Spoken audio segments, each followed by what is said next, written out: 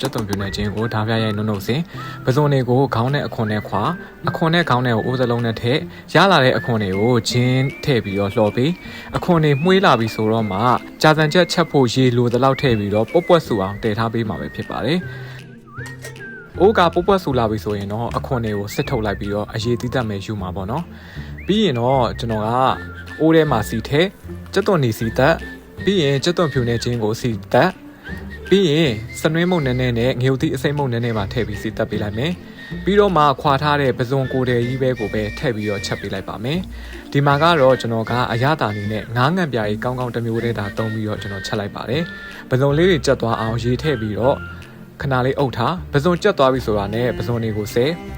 ကြံနေသေးတဲ့ဟင်းနှစ်တွေကိုမှုောချောက်ပန်းချောက်ပဲလေးချောက်တွေထည့်ပြီးတော့အရသာဝင်စေရန်စားဟင်းရွက်မုတ်ထည့်ပြီးတော့တခါလေးချက်ပေးလိုက်မှာဖြစ်ပါတယ်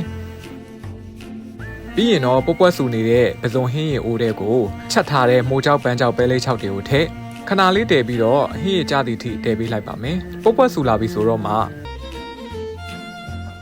အမှန်တိုင်းပြောလို့ရှိရင်သူ့ရဲ့ပဇွန်အရသာလေးနဲ့ဒီကြံတဲ့အစာပလာလေးနဲ့တော်တော်လေးကိုချုံတယ်အရသာကိုပို့ပြီးတော့ထိထိမိမိဖြစ်အောင်လို့တလို့လိုက်ပြီးတော့ငရုတ်ကောင်းများများလေးခတ်ငုံဦးထည့်ပြီးတော့ခဏလေးတည်အိုးထကန်ဒီမှာစိန်ထားတဲ့ပဲကြစံတွေထည့်ပြီးတော့တည်အခုဆိုရင်တော့အရသာကလည်းကွက်တိမက်ဆီဖြစ်နေတဲ့ပဇွန်နဲ့ချက်ထားတဲ့ကြာစံချက်လေးတစ်ပွဲရပါပြီနန်းနန်းပင်ကျက်သွန်စိမ့်လေးနဲ့တံမြာသီးညှက်စားလုံးဝကွက်တိဟင်းရမှာကပဇွန်ရဲ့အချိုတက်လေးနဲ့ပဇွန်စီရောင်လေးနဲ့ပဇွန်နဲ့ကြာစံချက်တစ်ပွဲဖြစ်ပါတယ်